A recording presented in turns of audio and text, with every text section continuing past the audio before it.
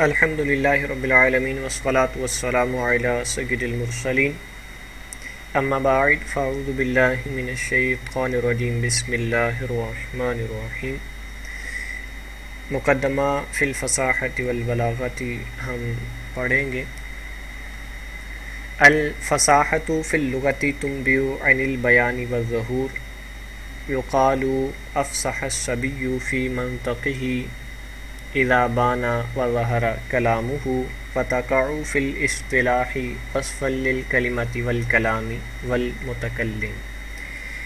فصاحت لغت میں کسی چیز کا ظاہر ہو جانا، بین ہو جانا، واضح ہو جانا، اس کو فصاحت کے ساتھ تعبیر کیا جاتا ہے۔ جیسے کہا جاتا ہے افصح الصبی فی منطقہ، کہ بچہ اپنے بولنے میں واضح ہو گیا، یعنی اس کا بولنا ایسا ہے جس کو سمجھا جا سکے۔ اور لغت میں فصیح کا معنی ہے دودھ کا خالص اور بغیر جھاگ کے ہونا، یعنی ایک صفائی والا معنی اس میں بھی ہے۔ جب بندے کی طرف فصاحہ کی نسبت کی جائے گی تو اس کا مطلب ہے سلاست اور شائستگی کے ساتھ بولنا، خوش بیان اور شگفتہ کلام ہونا، فصیح ہونا۔ جیسے کہا جاتا ہے فصیح الاعجمی، غیر عرب کا فصیح عربی زبان بولنا، غلطی نہ کرنا۔ تو فصیح کا بیسیکلی مطلب ہے سلاست، روانی، یعنی بچہ اپنے بولنے میں رواں ہو گیا، اسے بولنے میں رکاوٹ نہیں آتی اور وہ بغیر مسٹیک کے بولتا ہے، تب کہا جاتا ہے افصح الصبی فی منطقہ۔ اور اس کی وضاحت بھی مصنف نے کی ہے، اذا بان وظہر کلامہ، جب اس کا بولنا واضح ہو جائے، ظاہر ہو جائے۔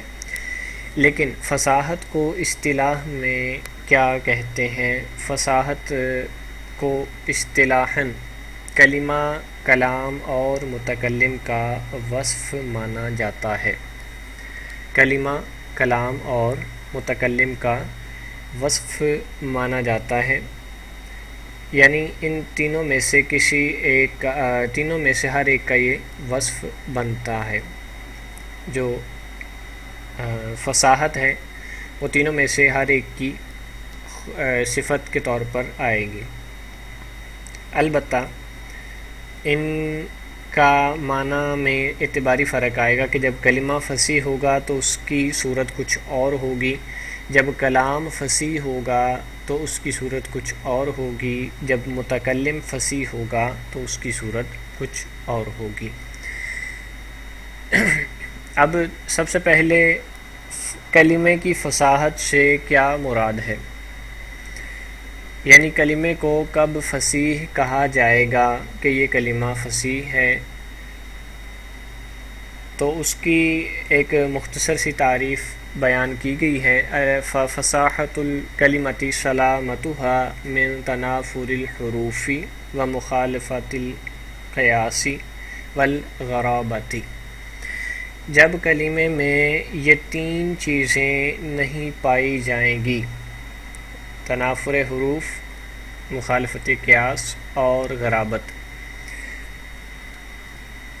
تو اس کلمے کو ہم فصیح کہہ سکتے ہیں کہ یہ کلمہ فصیح ہے۔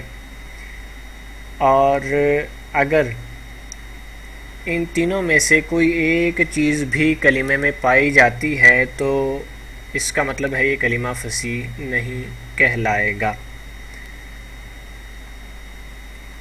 اور ان تینوں چیزوں کے ساتھ جو منحصر کیا ہے فصاحت کلمہ کو، وہ اس لیے ہے کہ یا تو فصاحت میں جو خلل ڈالنے والی چیز ہے، یعنی کلمے کو فصیح ہونے سے روکنے والی چیز ہے، وہ یا تو اس کے عیب میں مادہ ہوگا یا حروف میں ہوگا۔ اب اگر عیب یا مادہ یا حروف کے اندر عیب ہے تو وہ تنافر کہلائے گا، یا پھر اس کی صورت اور صیغے کے اندر کوئی عیب ہوگا، صورت سے مراد بھی صیغہ ہی ہے، دونوں مترادف ہیں، تو بھی وہ کلمہ فصیح نہیں ہوگا، تو اس کو ہم مخالفت قیاس کہیں گے۔ یا پھر وہ اپنے معنی پر دلالت کرنے میں کمی کا شکار ہوگا، یعنی وہ اپنے معنی پر پراپرلی دلالت نہیں کر رہا، وہ اپنا معنی واضح نہیں کر پا رہا، تو اس کو ہم کیا کہیں گے؟ غرابت۔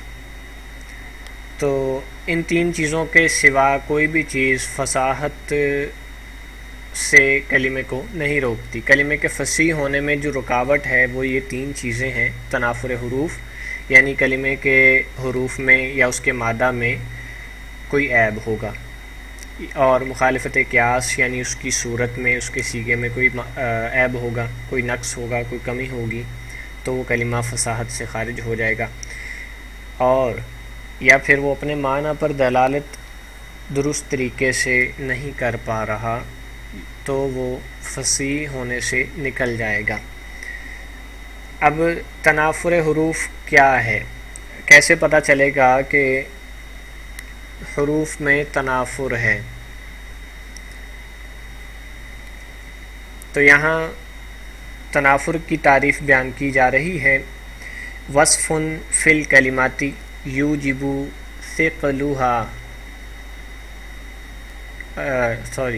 ثقلها علی اللسان و عسر النطق بها۔ ثقلها یہ یوجب کا مفعول بنے گا، اور یوجب میں ہوا ضمیر فاعل یہ وصف کی طرف لوٹے گی، وصف کی طرف لوٹے گی، اور یہ مبتدا بن جائے گا۔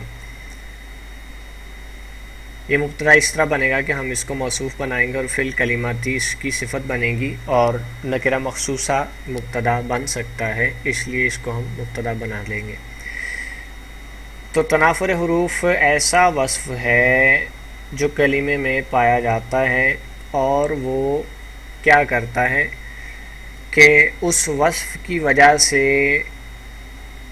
کلمہ زبان پر ثقیل ہو جاتا ہے، اور اس کو ادا کرنا مشکل ہو جاتا ہے۔ یعنی اب لفظی اعتبار سے اگر آپ ترجمہ کریں تو یوں کر سکتے ہیں کہ تنافر حروف کلمے کا ایسا وصف ہے جو اس کلمے کے ثقل کا باعث بنتا ہے زبان پر، اور اس کے بولنے میں مشکل پیدا کرتا ہے۔ جیسے الرش، یہ جھاڑیوں کو غالباً بولتے ہیں الرش، اور الہو یہ بھی ایک جڑی بوٹی ہے جسے اونٹ کھاتے ہیں۔ النکاح یا نکاح، یہ اب تلفظ دیکھنا پڑے گا لغت سے، بہرحال یہ میٹھے صاف پانی کو بولتے ہیں۔ اور مستشزر، یہ بالوں کے گچھے کو بولتے ہیں، بندھے ہوئے بال، المستشزر۔ یہ آپ جب تلخیص المفتاح پڑھیں گے تو پورے شعر میں یہ لفظ استعمال ہوا ہے، وہاں تفصیل پڑھ لیں گے اس کی کہ المستشزر، بلکہ حاشیے میں شاید لکھا ہو پورا شعر، اگر نہیں لکھا تو آپ تلخیص المفتاح میں پڑھ لیں گے۔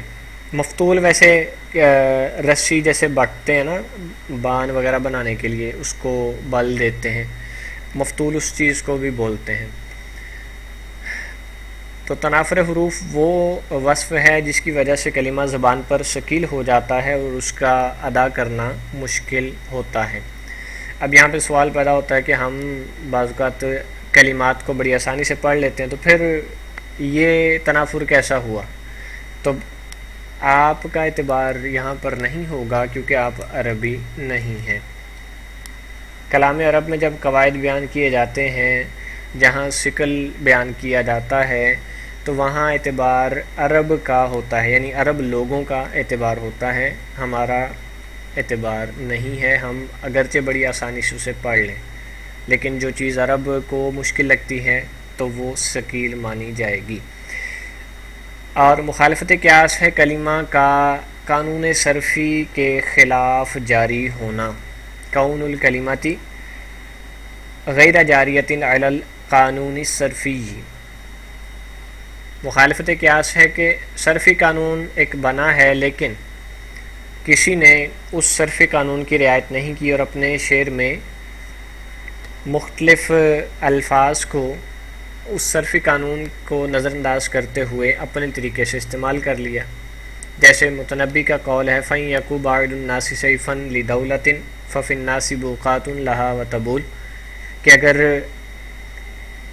ملک کے اندر بعض لوگ تلوار ہیں، یعنی ملک کے لیے وہ ڈھال ہیں، وہ دفاع کرنے والے ہیں، تو بعض لوگ وہ بھی ہیں جو صرف باتیں ہی کرتے ہیں. بوقات ویسے بولتے ہیں ڈھول یا باجے کو، اور تبول طبلے کو بولتے ہیں.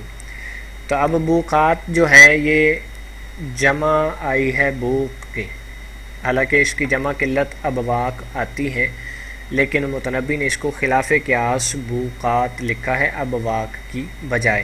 تو یہ چونکہ قانون صرفی کے خلاف ہے تو لہٰذا یہاں پر مخالفت قیاس پائی گئی. قیاس یہ تھا کہ ابواق آتا، بوقن کی جمع ابواق آنی چاہیے تھی، لیکن قیاس سے ہٹ کر یہاں پر بوقات لایا گیا. تو لہٰذا اس کلام میں ہم اس کلمے کو فصیح نہیں کہیں گے، کیونکہ یہ مخالفت قیاس کی وجہ سے فصاحت سے نکل گیا. اور اسی طرح موددہ ایک شعر میں اس نے استعمال کیا ہے ان بنیا للیام زہادۃ مالی فی صدورہم من موددۃ.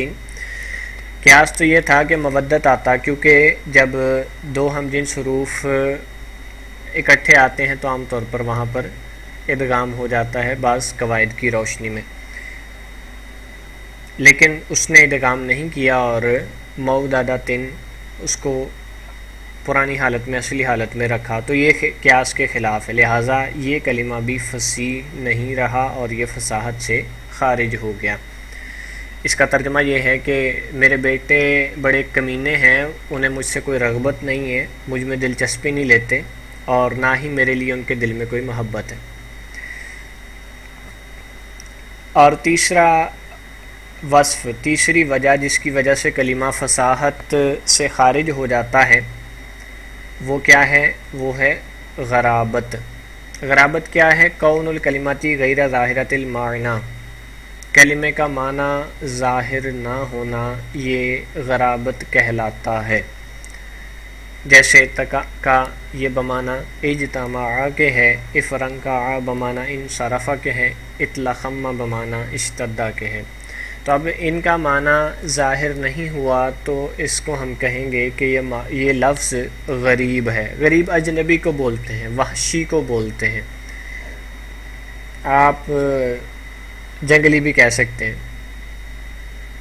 تو غریب یعنی کہ پردیسی یا اجنبی. تو ان الفاظ میں چونکہ اس کا معنی ظاہر نہیں ہو رہا اور اس لیے یہ اوپرے سے الفاظ لگتے ہیں، لہٰذا ان میں غرابت پائی جا رہی ہے، جس کی وجہ سے اس کو ہم فصیح نہیں کہہ سکتے. تو یہ کچھ چیزیں میں نے صرف عبارت متن کے حساب سے میں نے بیان کی ہیں. یہ چیزیں ابتدائی ہیں، ان کو اگر ذہن نشین کر لیا جائے تو آنے والے اسباق میں مزید آسانی ہو جائے گی.